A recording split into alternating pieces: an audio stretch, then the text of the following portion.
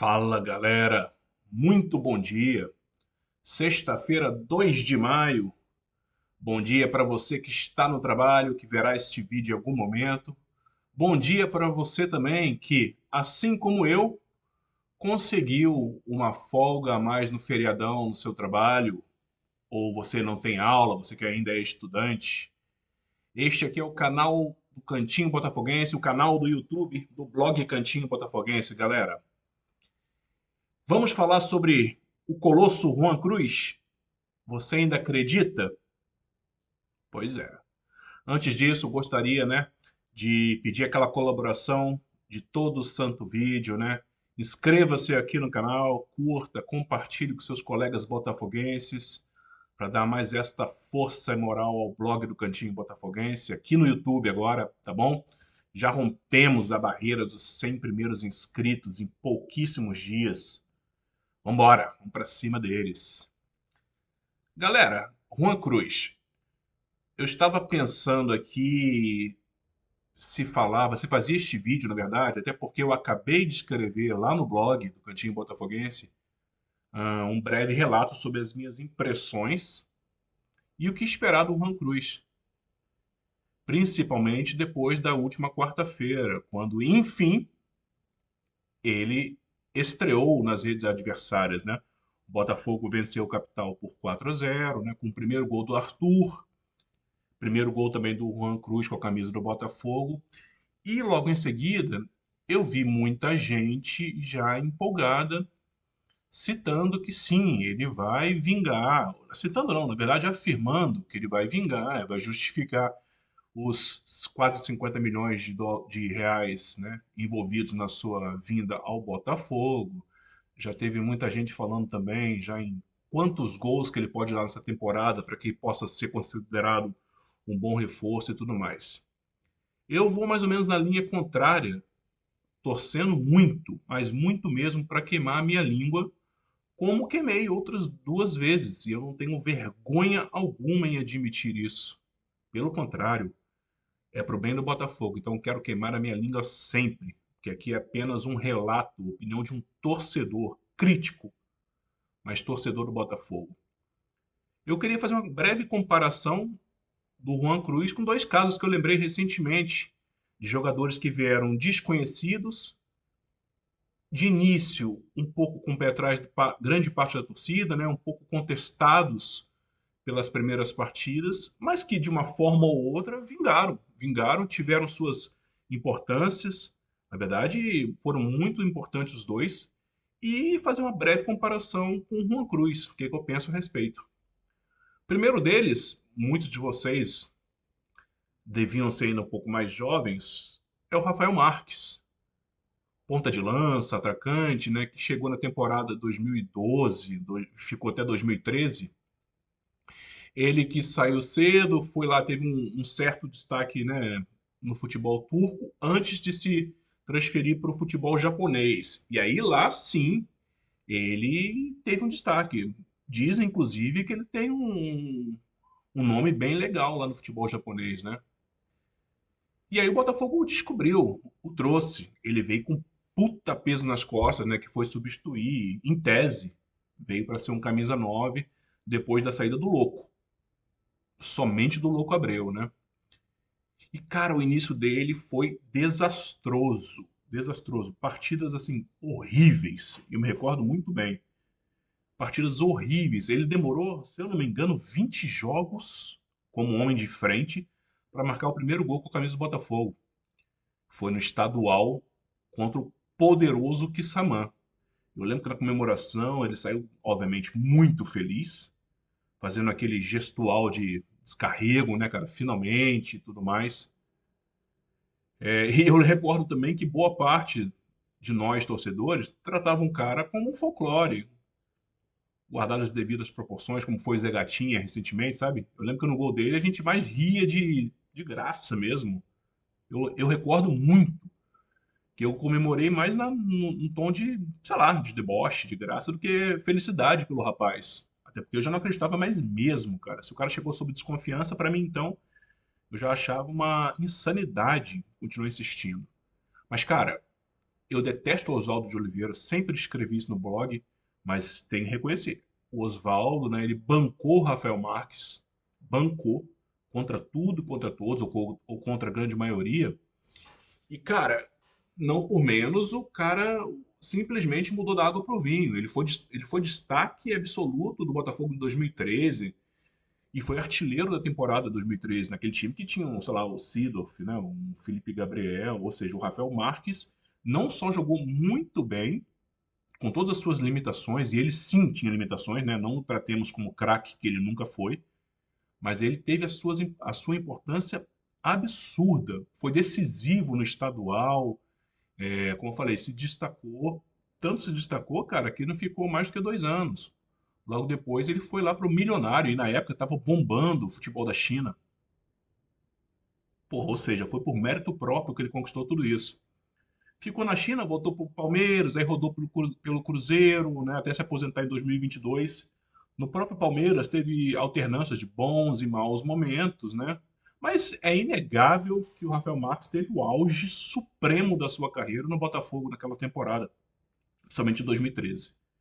Então, Rafael Marques, primeiro exemplo, queimou a minha língua, principalmente pela sua vontade, um cara muito voluntarioso, nunca comprou briga, nunca, né, pediu para torcida ficar em silêncio, né? Trabalhou com muita humildade, queimou minha língua.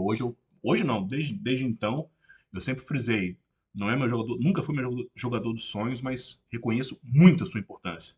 Segundo exemplo que eu queria compartilhar com vocês, um pouco mais recente, a quem eu carinhosamente, né, chamo de folclórico, e sem, juro, sem deboche nenhum pejorativo, porque é um personagem folclórico mesmo, até mesmo pelo histórico da sua carreira de vida, sabe? O jeitão, assim, engraçado, ingênuo, enfim. Quero falar do Júnior Santos, que muitos chamam de Cagri, ou chamaram de Cagri. Eu não chego a esse ponto, porque eu nunca vi o Júnior Santos como craque. Jamais. E Bagre também não. Um rapaz muito voluntarioso também. O Júnior Santos, galera, ele chegou em 2022 no Botafogo. Também desconhecido, ninguém sabia quem era, pegou todo mundo de surpresa, e é mesmo uma situação bem próxima do Rafael Marques quando foi anunciado, né? Umas críticas iniciais, e eu me incluo nesse grupo, sim. E demorou também, não rendeu, cara. 2022 ele não rendeu, entrava pouco, talvez entrasse até fora da sua real posição, que nós viemos a descobrir depois qual era, né? Um ponta-direita, né? Eu lembro que não sei se foi bem a estreia, mas creio que sim, contra o Juventude, lá em Caxias, ele entrou como um 9, porra, fez um gol, inclusive. Mas, cara, um desastre técnico, né? Não rendeu. Chegou sob desconfiança, né? Não virou.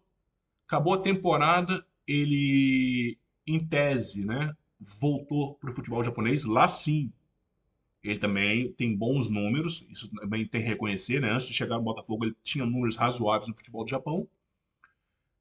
Aportou no Japão de volta. Nem alguns dias depois, o Fortaleza, né? Clube que ele já havia defendido mais ou menos no início da carreira, trouxe ele de volta, no início da temporada de 2023 logo. Em pouquíssimos jogos, cara, ah, o Vojvoda praticamente abriu mão do Júnior Santos. Não sei o que deu, em 6 jogos ou 7 jogos lá, ele falou, não, não dá. E o Botafogo, de novo, acreditando, e aí sim, palmas para aquele que insistiu, que viu potencial no Júnior Santos, não era o meu caso, estou falando de gente interna do clube, né? Foi lá e falou, não, vamos trazer o Júnior Santos de novo.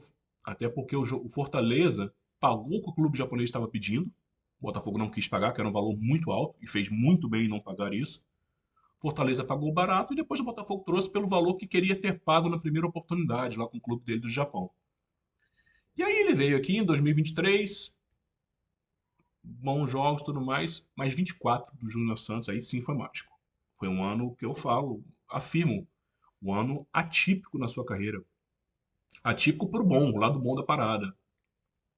Principalmente, galera, no primeiro semestre, quando a gente não tinha todos os reforços, né? O Luiz Henrique havia chegado, mas demorou um pouco para engrenar, por mais que nós soubéssemos que ali sim tinha potencial e ali sim ia estourar. Eu lembro que eu fui uma das poucas vozes que naquele iníciozinho também moribundo do Luiz Henrique, muita gente pediu o Júnior Santos, que estava jogando bem demais, na titularidade, eu falei, não, não tem como. O Júnior Santos em muito boa fase não pode ser titular do Luiz Henrique em má fase. Enfim, deu no que deu. O Luiz Henrique foi titular, dono da América, dono do Brasil. Só que o Júnior Santos em 2024, ele, junto com o Gatito, praticamente nos classificou das fases preliminares da Libertadores. Jogou bola demais, demais mesmo. Foi muito importante para o Botafogo. Ele era quase um 12º titular, entrando todo jogo a torcida pedia, todo jogo era necessária a entrada do Júnior Santos, que é um cavalo, arrastava o zagueiro. E por que eu chamava ele de folclórico? Porque era daquele jeito maluco dele, cara. Driblava 10, tropeçava na bola, voltava, tentava driblar os 10 de novo, tropeçava de novo. É um cara que nunca parece ter sentido. Talvez até mesmo por essa irresponsabilidade, essa molecagem, sabe? De não conseguir, caraca, tô fazendo merda, vou jogar só o básico aqui. Não, o Júnior Santos não tinha isso, cara. Não tem isso, né? E é um cara que ia pra cima mesmo, azar, tenta 3, 4, 5 vezes, né? De vez em quando corria mais com a bola, mas, cara, o Júnior Santos jogou demais em 24. E culminou com o tiro de misericórdia. Ele foi somente o autor do gol final da Libertadores. O título já estava ganho já, mas, cara, acabou com o gol do Júnior Santos. Uma jogadaça, inclusive. E eu estava no estádio, naquele lance, quando a bola estava lá na bandeirinha, e eu gritava, porra, fica aí, irmão, fica aí, cacete. Cava uma porra de uma falta, e ele, desse jeito maluquinho dele, foi lá, deu aquele drible desconcertante, né, e foi até o final da jogada e acabou com o terceiro gol. Então, que aconteceu logo em seguida, cara? Ele, porra, o Atlético veio, meu irmão, o próprio Atlético, que tomou esse gol dele na final, ofereceu um valor de salário fora da realidade, inclusive para o futebol do próprio, né, Júnior Santos. E aí, de fato, aí não tinha como o Botafogo pagar aquilo. Pagar aquilo por quê? Porque o Júnior Santos é um cara que a gente nunca sabe o que vai render. É um cara que já tem mais de 30 anos. E desculpa, né? Pagar 1 milhão e pouco. Para ele, cara, é um absurdo. O problema ou solução agora é do Atlético, cara. Mas o que eu quero dizer com tudo é o Júnior Santos foi o segundo. Queimou a minha língua também. Graças a Deus, queimou a minha língua demais, cara. Foi muito importante. E aí agora chega, em 2025, chega um tal de Juan Cruz. Mesmo cenário do Rafael Marques e do Júnior. Ninguém conhecia, total desconfiança. Porra, veio com puta de um peso, né? Afinal, estamos falando do Botafogo, atual campeão brasileiro, atual campeão da Libertadores, né? De um time que o Textor falou que se sairiam peças, viriam outras de tamanha qualidade para repor.